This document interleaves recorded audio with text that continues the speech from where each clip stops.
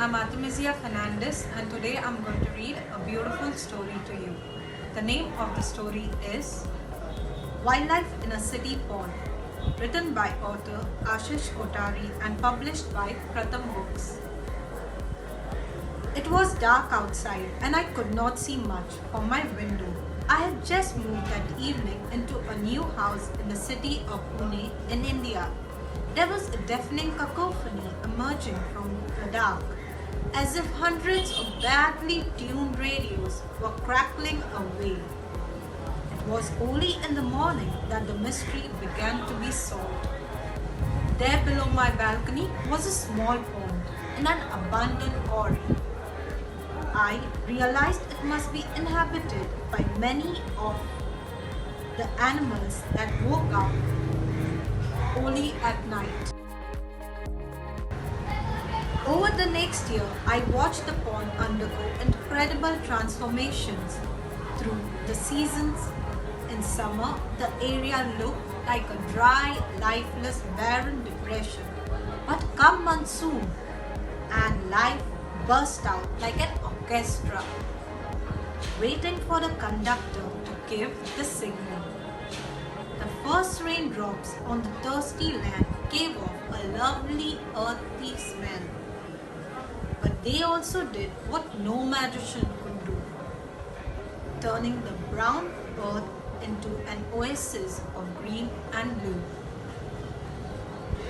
Within a few days, blades of reeds were glistening silver in the sun. Plants that had seemed forlorn and dead suddenly stood proud and tall. The chocolate brown roots of the typha plants swayed in the wind as cottony flowers from nearby trees drifted everywhere. Other creatures too joined in nature's dance. Brilliant blue kingfishers waited patiently on branches, suddenly swooping down to catch a fish with a splash. Baya weaver birds and scaly-breasted munias picked on the reeds to carry off nesting materials. On the slopes near the pond, a pair of lapwings scurried around.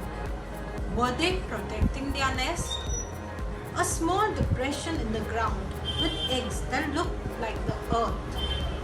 I think so, because every time any person came anywhere near, they would burst into noisy flight with a high-pitched call of, "Did you do it? Did you do it?" In the water, I noticed some rocks glistening in the sun. But as my binoculars focused on them, I was shocked. They were turtles. And then I saw movement under the water. More flap-shell turtles, swimming with only their head sticking out. Just a week back, the ground was barren. Where did the turtles come from? I learned from a book that they slept under the ground during the dry summer, waiting for the pond to fill up again. In their honor, I started calling it the flap-shell pond. Several birds walked around the turtles, who peacefully ignored them. The white-breasted water hen walked with a deliberate gait, looking for food. A couple of pond herons skulked through the tall reeds, worried of possible danger from birds of prey. And as the monsoon progressed, a pair of spot-billed ducks would land on flap-shell pond, hunt for snails and water plants, and then take off to other natural restaurants. At times, the air was full of flying insects, brilliant red dragonflies, butterflies of various hues, and delicate damselflies visible only at a close distance.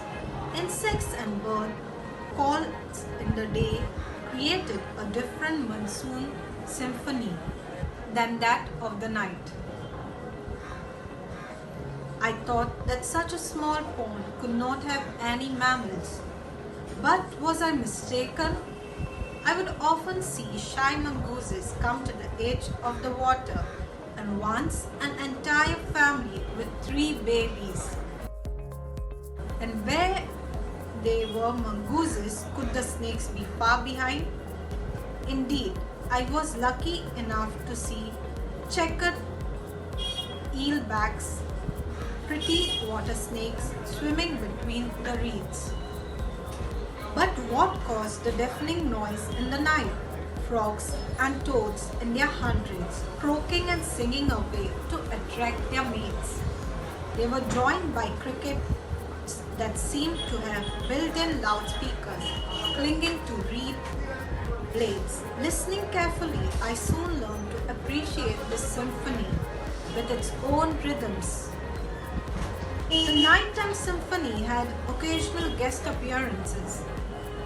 The spotted owlet bobbing up and down comically as I shone my torch on it, and the Indian nightjar, aptly named for its rather harsh "kuk-kuk-kurr," continuing almost through the night.